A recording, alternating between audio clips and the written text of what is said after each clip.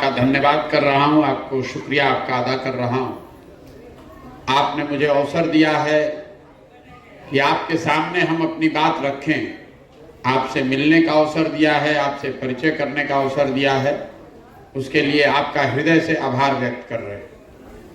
देखिए, हमारा नाम है प्रशांत किशोर। आई जन पूरा अभियान हम चलावत नहीं, हमें कोनो दल नहीं की हम बनैले, आरवा से हम वोट मांगे नहीं की आई। हम बिहार के कोनो नेता ना हैं, हम कोई मुखिया विधायक, मुखिया सर मंत्री नहीं हैं, सरपंच नहीं हैं, हम तो साधारण परिवार के लड़के हैं। तय किया है कि बिहार के सब गांव, शहर, कस्बा, देहात में पैदल चल के जाए। पूरा गांव बिहार चले में करीब करीब 1.5 बरिस 2 बरिस के समय लागी। अभी हम 172 दिन से पैदल चलतनी। अब 5 गो जिला भइल बा। चंपारण से चले शुरू कैले बानी, पश्चिम चंपारण गईनी, फिर पूर्वी चंपारण, शिवहर, गोपालगंज, सिवान होते हुए रउआ जिला में आइल बानी। अभी पूरा बिहार बाकी बा। तो हम वोट रउआ से मांगत नहीं की, हम कोई के कोनो कामो ना करी। हम रास्ता में चलो तनी तो आदमी बहुत तरह के बात बतावता। स्वाभाविक बार वह परेशानी में बानी तो कोई कहता कि भैया हमारा राशन कार्ड नहीं खे, कोई बतावता कि भैया हमने के पेंशन नहीं खे मिलत, कोई बतावता कि हमने के नाली गली खराब बा, अस्पताल नहीं खे, स्कूल नहीं खे, खेत में पानी नहीं खे। आदमी सब तरह के समस्या बतावता। एमें कुछ समस्या को तो जरूर हम राउर मदद कर सकता नहीं, लेकिन तबो हम मदद ना करें। मान ली कि राउर लड़का के पढ़े के जरूरत बा, हम रवा के मदद करके राउर लड़का के पढ़े के व्यवस्था कर भी दी, तबो तो उससे बिहार भर के करोड़ों लड़कन के पढ़े के व्यवस्था तो ना हो। रवा पेंशन नहीं खे मिलत, हम रवा के 500 रुपये महीना देवे लागी, तो उसे बिहार भर के आदमी के तो पेंशन ना मिले लागी। राउर नली गली अगर बनियो जाए तो उसे तो बिहार भर के नली गली घर ना बन जाए। तो हम पैदल रवा के मदद करे नहीं की चलत। हम पैदल मछली बांटने के लिए नहीं कर रहे हैं, हम आपको मछली मारना सिखाने आए। अगर आप सीख जाइएगा कि आपको वोट कैसे देना है, तो राउर जीवन के आधा समस्या के समाधान हो जाएगी। देखिए, हमने के बिहार में जितना आदमी बा, हमने के आज से परेशानी में नहीं की जा रवा, आज गरीबी में नहीं की पड़ल। जितना तरह के हमने के दिक्कत बा, गरीबी, बेरोजगारी, खेती के बदहाल दशा, ये आज नहीं खे भई, ये तो 40-50 बरिस से ऐसा ही बा। रवा लड़का रही तब वो उतने दिक्कत रहे, जो लड़का रहे वो जवान हो गई, जवान आदमी बूढ़ हो गई। 40-50 बरिस से दशा सुधरत नहीं थे। राजनीति में का बा कि जेकर जे सत्ता में आ गई, जे सरकार में आ गई, वही कहता कि हम जौन करत नहीं तो ठीक बा, आ जेकरा में सत्ता नहीं के, जे विपक्ष में बा, कहता कि जे करत नहीं खराब बा। रोज के तू मैं बा। तो हम एक उलट बात कहता नहीं। मान ली कि जे भी बिहार में राज कैलस चाहे करता, मान ली कि सब आदमी काम कैल, मान ली कि कांग्रेस 40 बरिस काम कैलस बिहार में, मान लिया जाओ कि लालू जी के राज में 15 बरिस में सामाजिक राजनीतिक तौर पे जो गरीब वंचित था उसको आवाज मिल गया, यही ना दावा कर रहे हैं। मान लीजिए, मान ली कि नीतीश कुमार विकास कर दिलो, लेकिन अगर सब बात के सही मानियो लिहल जाओ तो वो हमनी के दुर्दशा तो सामने ही बा। कोनो वाद विवाद के विषय नहीं के।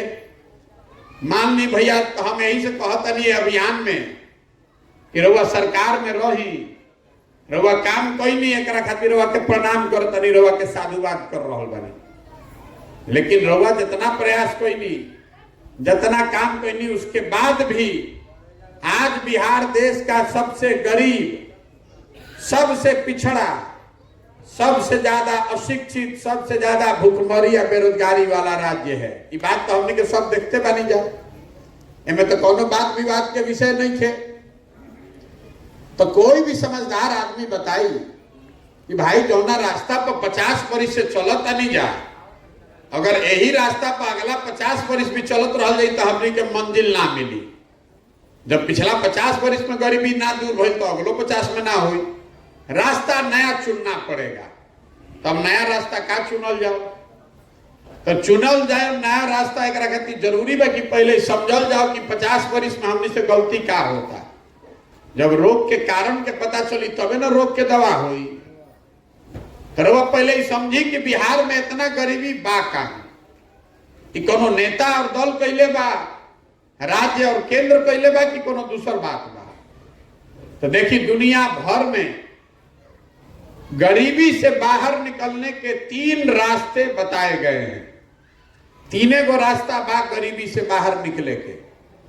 पहला रास्ता बा शिक्षा। अगर राउर बाल बच्चा पढ़ लिख जाई, बढ़िया पढ़ लिख जाई, अगर रोजी रोजगार हो जाओ, नौकरी हो जाओ, तो वह गरीबी से बाहर निकल सकता नहीं। दूसरा रास्ता बा कि मान लीजिए अगर पढ़े में नहीं थे इच्छा, ओकरा भी अगर खेती लायक जमीन होखे तो खेती होती कर वह आगे बढ़ सकता नहीं। अब तीसरा रास्ता बताया गया कि जरा पढ़ाइयो नहीं खे, जमीनो नहीं खे, पैसा होखे, पूंजी होखे, तो दुकान दौरी करके कोनो व्यापार करके वह आगे बढ़ सकता नहीं। ये तीने गो रास्ता बा, चौथा कोनो रास्ते नहीं थे।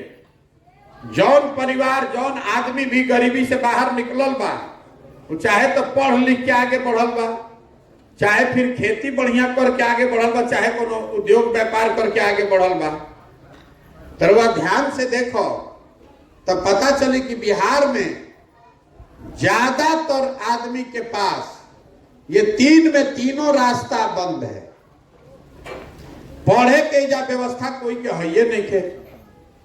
राव लड़का जब पढ़े जाता सरकारी स्कूल में तो पढ़त मुझे पढ़ाई नहीं खे हो, उजा तो पिलुआ वाला खिचड़ी बटाता और वो यह पूछता नहीं कि खिचड़िया मिलल कि ना। तो जब राउर लड़का खिचड़ी खाई, पढ़ी ना, तो डॉक्टर, इंजीनियर, कलेक्टर तो ना बनी, वो मजदूरे बनी। इतना बात तो सबके बुझाता। जब आपका लड़का पढ़ेगा ही नहीं तो वो मजदूरे न बनेगा भाई। तो पढ़े के जा व्यवस्था कोई भी जो है नहीं थे। आज दूसरा हमने आपको रास्ता बताया खेती। तो बिहार में 100 आदमी जो रहता, उनमें 60 आदमी के पास एको धूर जमीने नहीं थे। पिछला 75 साल में बिहार में भूमि सुधार के लिए कोई प्रयास नहीं किया गया। तो 100 में 60 आदमी के पास तो जमीन है ये नहीं थे। और जौन 40 आदमी के पास जमीन बा, उनमें 35 आदमी के पास 2 बीघा से कम जमीन है। तो जेकरा भी 2 बीघा से कम जमीन बा, जो खेती करता, तो खेती कमाए वाला ना हो, वो खेती खाए वाला हो। रउआ उतने उपजावता नहीं जौना से कि बाल बच्चा के पेट भर जाओ, उसे कमाए के उपाय नहीं थे। गेहूं रउआ बोले बानी तो वही में सरसों छीट देनी, तीसी छीट देनी कि तेलों के जुगाड़ हो जाओ। लेकिन वो सरसों बेच के रउआ रुपया नहीं खे भेटाए के। 1 घानी 2 घानी तेल आ गई घरे, तेल ना खरीदे के पड़ी, ये उपाय बा। तो बिहार में 100 में 5 गो आदमी ऐसा बाड़न जेकरा खेती से आमदनी होता। बाकी आदमी या तो खेती को क्या अपन पेट भरता, चाहे खेत में मजदूरी करता। तो 2 गो बात रहो समझनी, शिक्षा है ये नहीं थे, आ खेती से खाली 100 में 5 आदमी के लाभ मिलता। तीसर बचल पूंजी। मान ली कि पढ़ाइयो नहीं थे, खेती भी नहीं थे, लेकिन अगर पैसा होके, पूंजी होके, तो रउआ कुछो दुकान दौरी कर ले। कुछ ना हो तो 5 गो गाय बैल गाय भैंस पाल ले, बकरिए पाल ले, मुर्गिए पाल ले। दुगो दुकाने खोल ले फार्चून के, एगो गाड़ी खरीद के चलावे लगा, टेम्पू, कुछो कर सकता नहीं। तो बिहार में औसतन हमनी के एक आदमी साल भर में 35,000 रुपया कमाता है। देश में साल भर में औसतन एक आदमी 1,45,000 रुपया कमाता है, अब बिहार में कमाता 35,000 रुपया। तो 35,000 रुपया जो कमाता तो खाई का, कमाई का, बचाई का, तो खाई में सब खत्म हो जाता। तो बिहार में गरीबी तब तक दूर नहीं हो सकती है जब तक यहाँ लोगों के बच्चों के, गरीबों के बच्चों के पढ़ने के लिए अच्छी व्यवस्था नहीं बनाई जाए, जब तक खेती के कमाए वाला ना बनावल जाओ, और जब तक यहाँ के लोगों के हाथ में, लड़कों के, युवाओं के हाथ में पूंजी नहीं दिया जाए। ये 3 गो काम करे के पड़ी। तो कोई एकरा के करत काहे नहीं के, इरवा के बताओ तनी। देखिए इतना आदमी रवा बैठल बानी जा, अब एगो सवाल पूछब 1 मिनट में रवा पता चले कि बिहार में तीनों काम काहे नहीं खे हो। सबके जवाब देवे के बाद मुंह से, और कुछ होके चाहे ना, इतना तो सबके बुझाता कि बिहार में लड़कन के पढ़े के व्यवस्था बढ़िया होके के चाहिए कि ना भैया। सबके बोले के बाद ऐजा कथा सुने नहीं किया रहुआ, हम सवाल पूछा तनी तो हम बताएं। बिहार में और सब और कुछ होखो चाहे ना, सब आदमी के पढ़े के व्यवस्था होके के चाहिए ना भाई। सोच के बोलो तो नहीं ना। अच्छा, तो अब रवा 1 मिनट में पता चले कि राहुल दुर्दशा काहे बा। अभी सब आदमी कहलो सो कि पढ़े के व्यवस्था होके के चाहिए, तो अब सब आदमी अपना अपना लड़कन के नाम पर ईमानदारी से बताएं कि जीवन में, पिछला चुनाव में ना, जीवन में कभी आपने पढ़ने के लिए, शिक्षा के लिए वोट दिया है? कोई दे लेगा भाई? कोई दे लेगा तो बता दो। तरवा नेता के का जरूरत बा? रउआ मालूम बा, हम जरा सा रउआ के पूछनी, तो रउआ मालूम बा कि अगर पढ़े के व्यवस्था होई तो रउआ उससे कल्याण हो सकेला। लेकिन रउआ पढ़े खातिर वोट नहीं दे, तो जौन ताला खोले के बाद ओकर चाबी लगेबे ना करो तो ताला खुली कैसे? रउआ बुझाता सब के जा बिहार में यह बुझाता कि हमने के नेता सब ठगता सब, कि नेता वोट ले लेलस, काम नहीं के करत।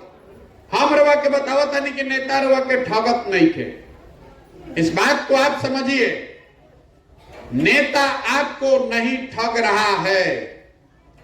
नेता अगर रवा के ठगी तो 1 बार ठग ली, 2 बार ठग ली, 3रा बार रवा जाग देती। लेकिन रवा अगर 50 बरिस से ठगाता ली, बार बार ठगाता ली, एकर मतलब है कि कुछ गलती रहो हमरा में बा। देखी, जौना चीज पर वह वोट देता नहीं, सुनी, जौना चीज पर वह वोट देता नहीं, वो आपको मिल रहा है। रवा सब आदमी हमने के 5 किलो अनाज पर वोट देले बानी जा ना। 5 किलो अनाज खाती, अरे पहले बात जो पूछा था नहीं बताई, 5 किलो अनाज पर वोट दिया बा ना। तो बिहार में कतनो चोरी होता तो 1 किलो चोरी करके 4 किलो अनाज मिलता कि नहीं? क्या मिलता ना, मिलता ना। राम मंदिर पर सब कोई वोट देले बा, तो 30 बरिस के बादे सही, लेकिन राम मंदिर अयोध्या में बनता ना। रवा वोट देता नहीं जात पर, तो और कुछ होके चाहे ना, जात के चर्चा हर जगह होता ना। रवा वोट देले बानी मोदी जी के 56 इंच के सीना देख के, तो रोज सुबह सुबह टीवी में, अखबार में मोदी जी के सीना लौकत है कि नहीं खे लौकत? जौना चीज पर वह वोट दे, वो कम चाहे ज्यादा रवा मिली, लोकतंत्र की ताकत है। इस बात को आप समझिए। रवा ये चिंता में पड़ल बानी कि केकरा के चुनी, ओकरा से ज्यादा जरूरी बा कि कौना बात पर चुनी। अगर रवा शिक्षा पर चुनब, अगर रवा पढ़ाई खातिर चुनब, रोजगार खातिर चुनब, तो जे गलत हो कि वो भी आके कुछ ना कुछ करी। जब रउआ शिक्षा पर रोजगार को चुनते नहीं थी तो सही आदमी भी आवता तो राम मंदिर बनाई, वो एजा कुछ काम रोड बनवाई, लेकिन लड़कन के पढ़े के व्यवस्था ना करी, कहे कि पढ़े के वोटे नहीं की दिले। तो हम यही खातिर पैदल चलता, वोट नहीं की मांगो, घरे घर गाँवे गाँव जाके हाथ जोड़तनी के भाई अगर रउआ आपन और आपन लड़का के चिंता ना करो तो कोई दल कोई नेता राउर लड़का के चिंता करी रउआ राउर लड़का के चिंता, तो रउआ अपन लड़का के चिंता होके के चाही ना, आपन होके चाहे ना अपन लड़का के चिंता होके के चाही ना। एमे तो इतना बुझाता। तो रउआ हमरा के बताई कि जब राउर लड़का पढ़त नहीं थे तो रउआ चिंता होके के चाही ना कि गांव में स्कूल बनो बढ़िया, तो रउआ सोचता नहीं कि अयोध्या में पहले राम मंदिर बनो। जब राउर लड़का पढ़ लिख के घर में बेरोजगार बैठल बा तो रउआ चिंता होके के ना चाही कि बिहार में ओकरा रोजगार कैसे मिली, तो रउआ चिंता करता नहीं पाकिस्तान पुलवामा के मोदी जी के 56 इंच के सीना के, तो राउर लड़का के रोजगार मिली कैसे। तो यही से चलता नहीं, हाथ जोड़ता नहीं सबके कि अरे भाई जौन भाई कौन भाई, कम से कम अभी से संकल्प ली, अगली बार वोट जात पर नहीं, धर्म पर नहीं, नाली गली पर नहीं, 5 किलो अनाज पर नहीं, वोट अपने बच्चों के लिए दीजिए, उनके पढ़ाई और रोजगार के लिए दीजिए। ये ओके के चाहिए ना, इनमें तो कुछ गलती नहीं की कह। अरे रउआ कतनों को आके नाली गली बनवा दी, रउआ के जीवन भर भी अगर 5 किलो के बजाय 10 किलो अनाज मिले लगी तो उसे गरीबी दूर होई। गरीबी दूर तब होगा जब आपके बच्चों को रोजगार मिलेगा। आप अपने वोट का कीमत समझिए, आपके वोट का कीमत 5 किलो अनाज नहीं है, आपके वोट का कीमत नाली गली नहीं है, आपके वोट का कीमत है आपका और आपके बच्चों का भविष्य। जया वोट होता वो दिन नेता आवता, रउआ गोड़ पर गिरता, कोई पैसा देलस, कोई जात के बात कैलस, कोई हिंदू बना के रउआ से वोट ले लस, तो एक दिन तो रउआ गोड़ पर गिरल, रउआ वोट दे देनी। लेकिन जहिया रउआ वोट दे देनी, अब वो बन गई राजा, अब वो ओकर लड़का चलता हेलीकॉप्टर पर, और रउआ 5 बरिस भिखार बन के रोड पर घूमता नहीं। कोई कुर्ता पैजामा पहनल लौक गई, आदमी धो लेता, ए भैया तने यही राशन कार्ड दिवा दी, ए भैया तने यही घर बनवा दी। अरे आप भिखार हैं, आपको गांधी जी ने, बाबा साहब अंबेडकर ने ये अधिकार दिया है राजा बनाने का अधिकार, अरे वो अपना गलती से, अपना बुर्बकाही से राजा बनावत बनावत भिखार बन के घूमता। तो जगिए और अपने वोट का कीमत समझिए। आपके वोट का कीमत है आपके बच्चों का शिक्षा और रोजगार। जहिया रुआ पर वोट देवे लागो वही दिन से बिहार सुधरे लागे। तो आदमी हमरा के कहता कि भैया का कल जाओ, बिहार में कोनो विकल्प ना रहे, जे करे के वोट देता नहीं जाओ ठगता। रउआ दल बनाई तो हम दल काहे में की बनावो। अरे बिहार में पहले ही से 50 को दल बा ठगे वाला, एगो हमू बना ले तो उसे क्या सुधर जाये, एगो ठगे वाला और बढ़ जाये। हम बिहार में दल कैसे बनेला, जे बनैलस दल वे हो गई दल के नेता। आइयो कह दिलस कि हमारा बाद हो यहाँ हमार बेटा। अब कुल जाना तो लोग बिहार के आदमी जीवन भर हमार झंडा लेके ढो जा। वो दल विकल्प नहीं है, वो तो परिवार का शासन है। नेता तो अपने लड़का का चिंता कर रहा है। हम और आप जाति या धर्म में उलझे। बहुत आदमी के बुझाता कि नेता जात के राजनीति करता। हम रोड पर चलता नहीं तो आदमी कहता कि भैया जाति वाला राजनीति खत्म कर दी तो बिहार सुधर जाए। तो हम रोवा के बताओ तानी कोई नेता जात का राजनीति नहीं कर रहा है बिहार में। अभी बताइए ना कि कोई रोवा के ठगत नहीं थे, वैसे ही आपको समझा रहे हैं। बिहार में कोई नेता जात का राजनीति नहीं कर रहा है। रवा से पूछो तो रवा कहो कि भाई रवा बुझाता। देखिए इधर लालू जी कितना जात के राजनीति करता हूं, मांझी जी जात के राजनीति करता हूं, नीतीश जात के राजनीति करता हूं। तो रवा समझिए बात के, जेकरा भी बुझाता कि लालू जी जात के राजनीति करता हूं, तो हम रवा को उदाहरण देके समझावता नहीं कि लालू जी जात का राजनीति नहीं करते।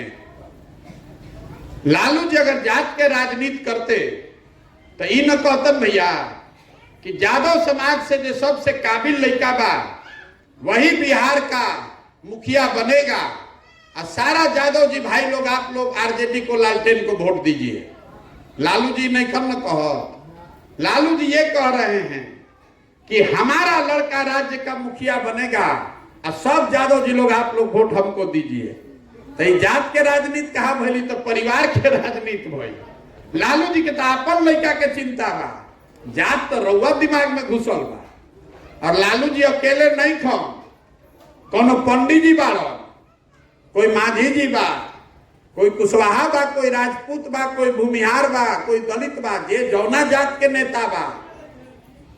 नेता अपना और अपने बच्चे का चिंता कर रहा है। वो जात में तो आप हम अजुराए हैं, आप जात में अजुराए हैं, नेता जात में नहीं अजुराया है। रउआ बुझाता कि मांझी जी आज हम तो मुसहर समाज के कल्याण हो जाए।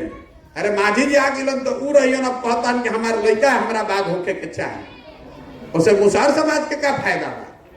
कोनो चौबे जी हो दे हन, पंडित जी हो दे हन, तो वो ये कहियो कि हम रहब, हमारा लड़का रही, कुल पंडित जी लोग हमरा के वोट दो जा।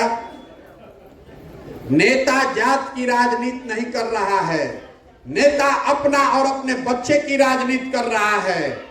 आज से हाथ जोड़कर कह रहे हैं कि जब नेता अपन लड़का के चिंता करता तो रहुआ अपन लड़का के चिंता करी, और ना करब चिंता तो राउर लड़कन के दुर्गति बनल रही। यही से पदयात्रा कर रहल बानी, लोग के समझाई कि आप अपने और अपने बच्चे की चिंता कीजिए, वोट देते समय स्वार्थी बनिए। जो नेता आता है तो नेता वोट कोना में नाम को मांगता हूं, देश के नाम को, समाज सुधारे के बाद, देश सुधारे के बाद वोट दो।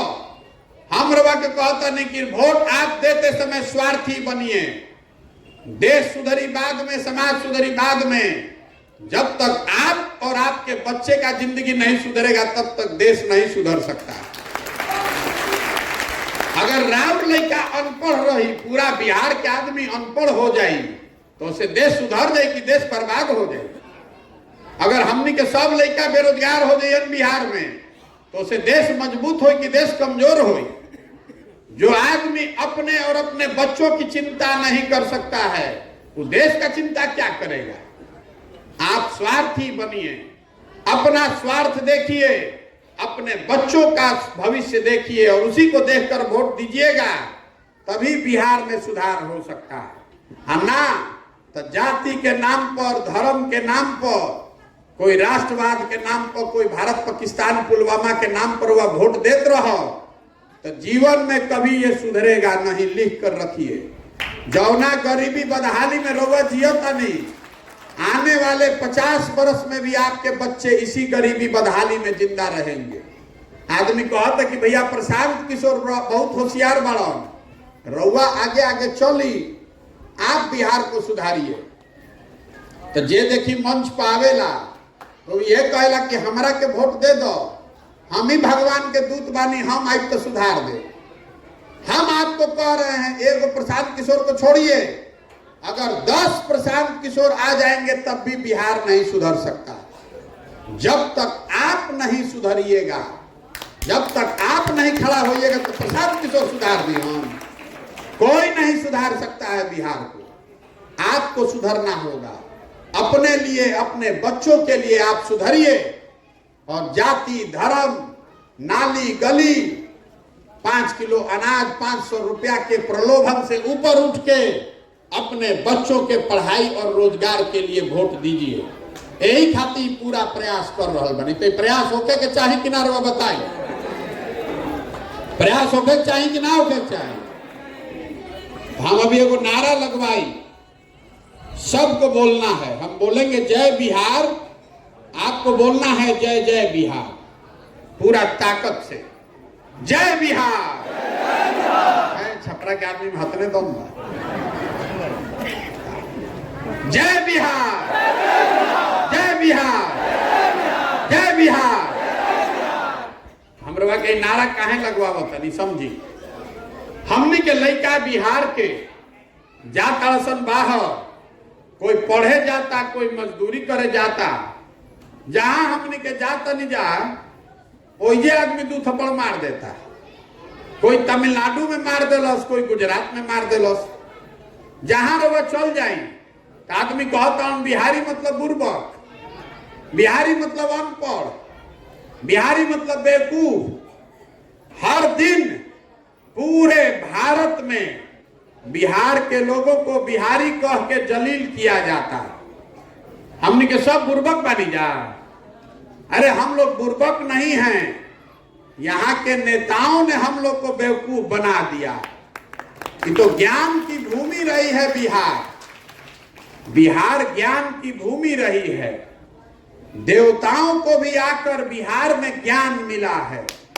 1500 साल तक इस देश में पूरा देश की राजनीति बिहार पाटलिपुत्र से चलती थी।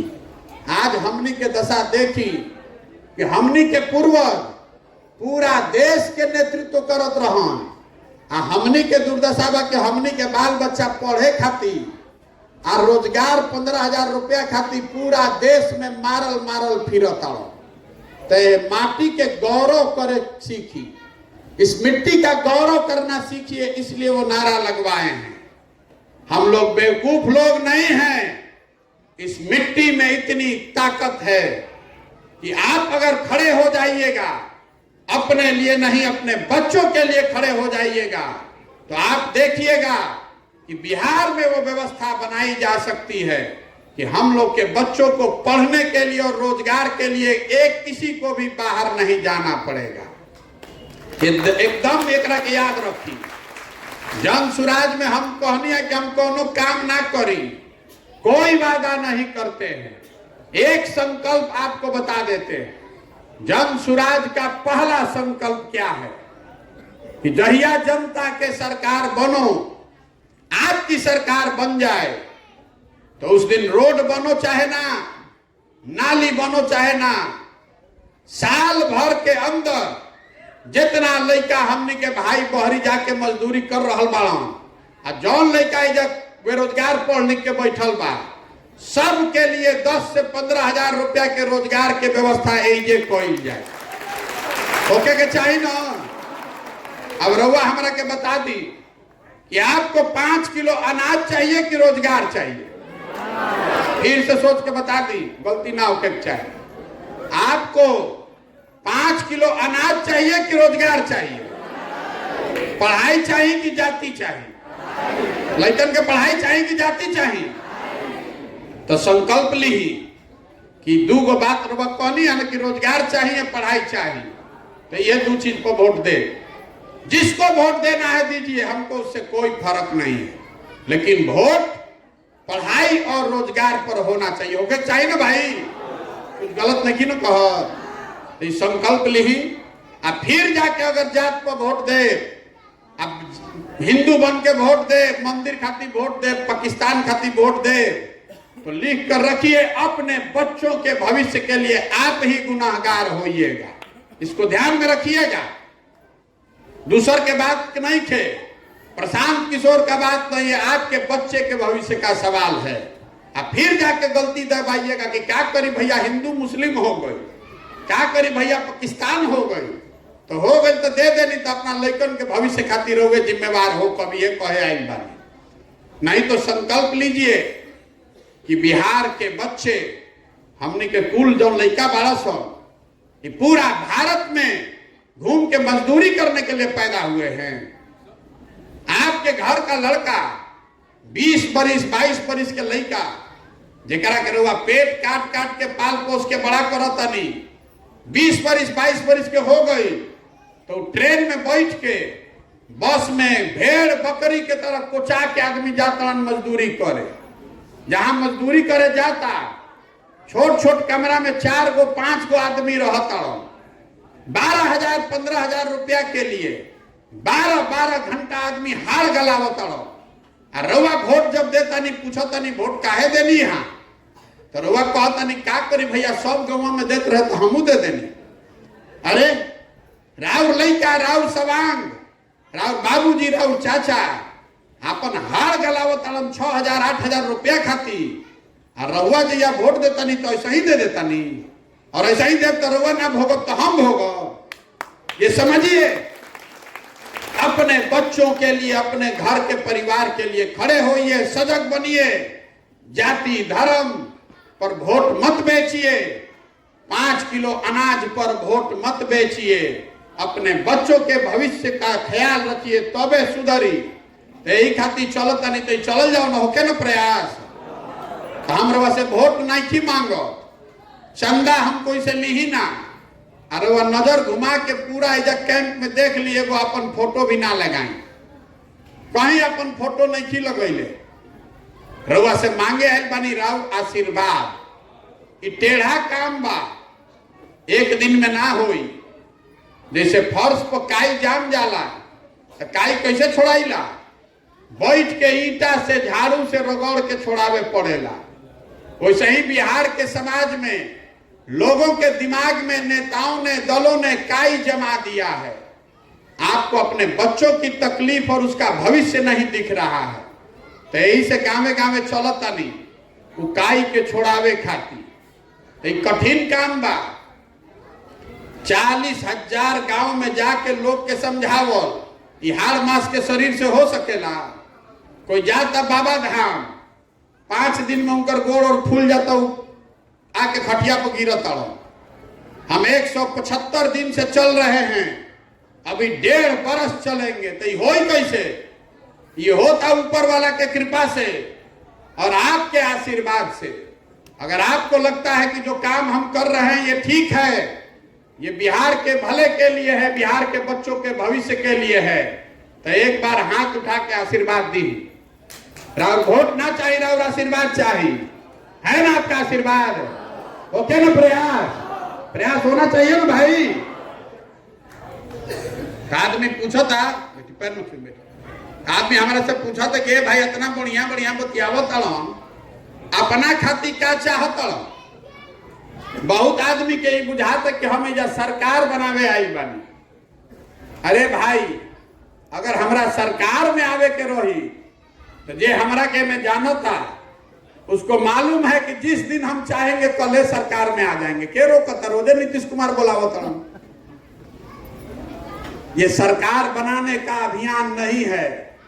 हम ये सपना लेकर नहीं आए हैं कि हमको बिहार का सरकार बनाना है। हम सपना लेकर आए हैं कि अपने जीवन काल में देश के सबसे गरीब और पिछड़े राज्य बिहार को देश के समृद्ध और अग्रणी राज्य में खड़ा होना देखना चाहते हैं।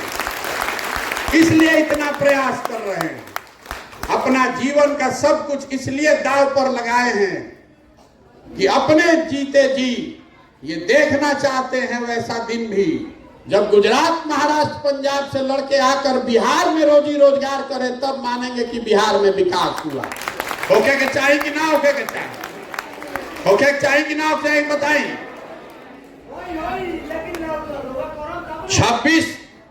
26 एमपी के राज्य बा गुजरात।